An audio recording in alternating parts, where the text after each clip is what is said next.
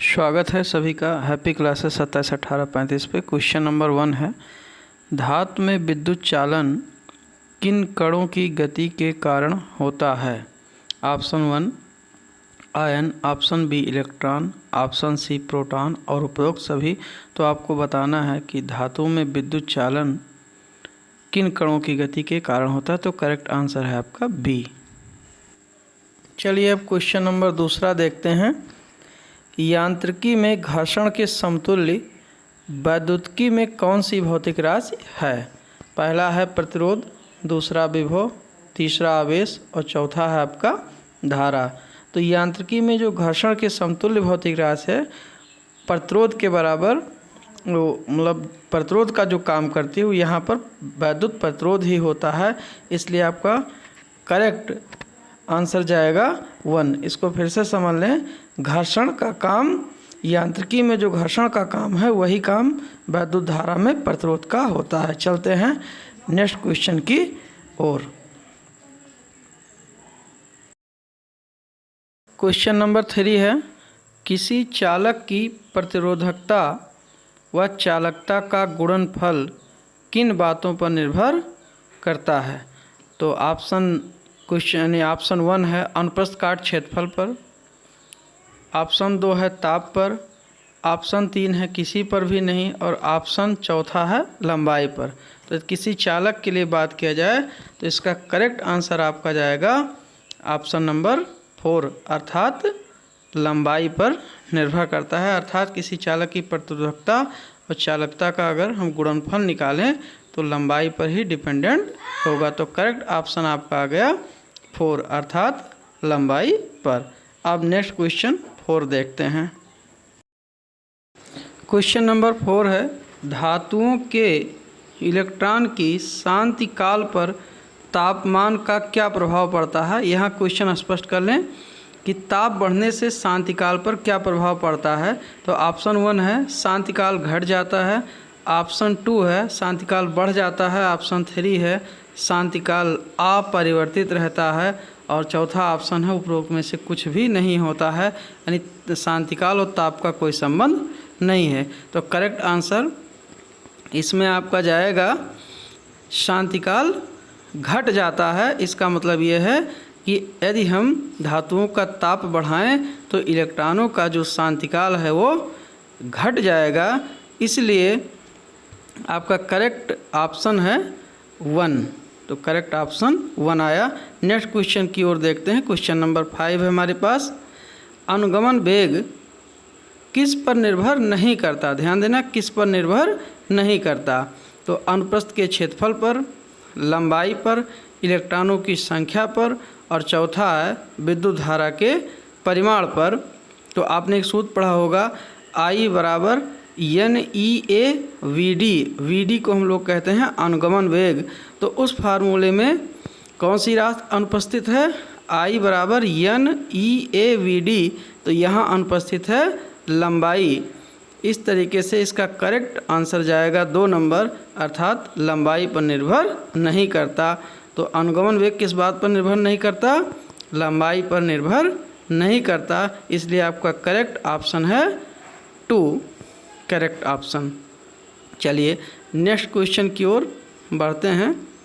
आपका question number 6 है आपके सामने।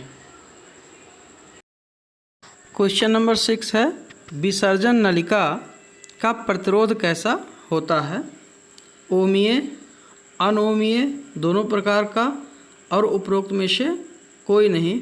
तो हम सबसे पहले आपको विसर्जन नलिका बता दें। विसर्जन नलिका एक नली होती है जिसमें विद्युत धारा का एक हिसाब से संचालन होता है, बट बहुत हाई पोटेंशियल पर संचालन किया जाता है। तो ऐसी नली जिसमें हाई पोटेंशियल पर विद्युत धारा का संचालन किया जाए वो विसर्जन नलिका होती है। और ओमीय का अर्थ है कि R का मतलब प्रतिरोध होता है B/I के बराबर ओम के नियम के अनुसार।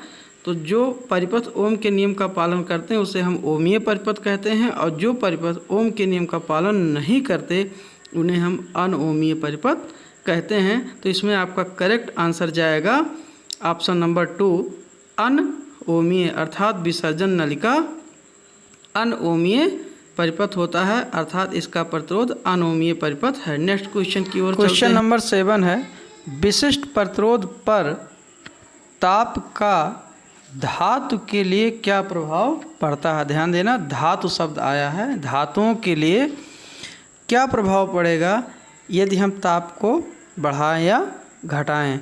तो पहला ऑप्शन है प्रतिरोध घट जाता है, दूसरा है प्रतिरोध बढ़ जाता है, और तीसरा है प्रतिरोध स्थिर रहता है, और चौथा है कोई प्रभाव नहीं पड़ता है। तो ये सैद्धांतिक प्रश्न है कि धातुओं के लिए यदि हम ताप को बढ़ाएं तो विशिष्ट प्रतिरोध बढ़ता है। यहाँ मैंने प्रतिरोध छाप रखा है, बट ये समझ रखिए प्रतिरोध का मतलब यहाँ विशिष्ट प्रतिरोध से है, तो विशिष्ट प्रतिरोध बढ़ जाता है।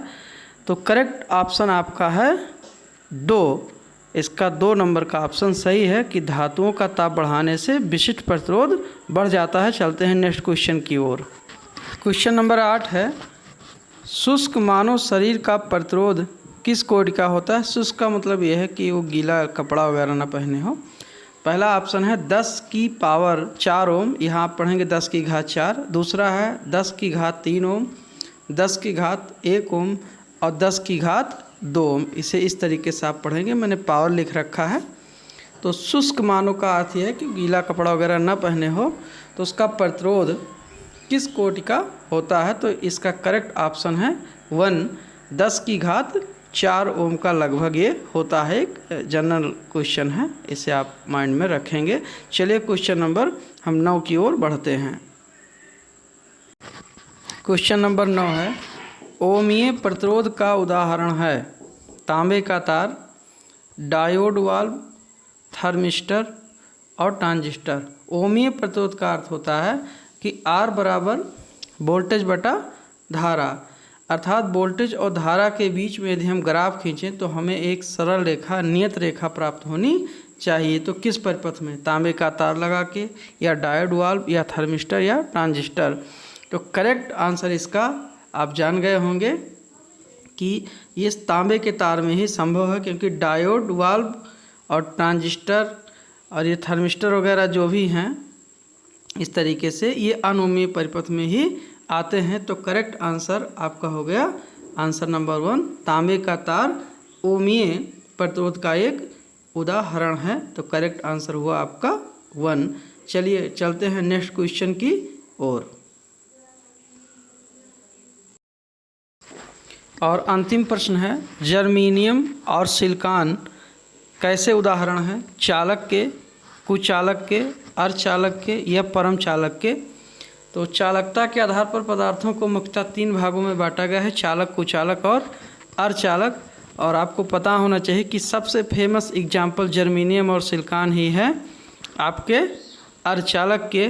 तो जर्मेनियम और सिलिकॉन किसके उदाहरण हुए, अर्धचालक के, इसलिए करेक्ट आंसर आपका हो गया आंसर नंबर 3, अर्धचालक के उदाहरण है जर्मेनियम और सिलिकॉन। तो thanks for watching, wait for next video, thank you so much.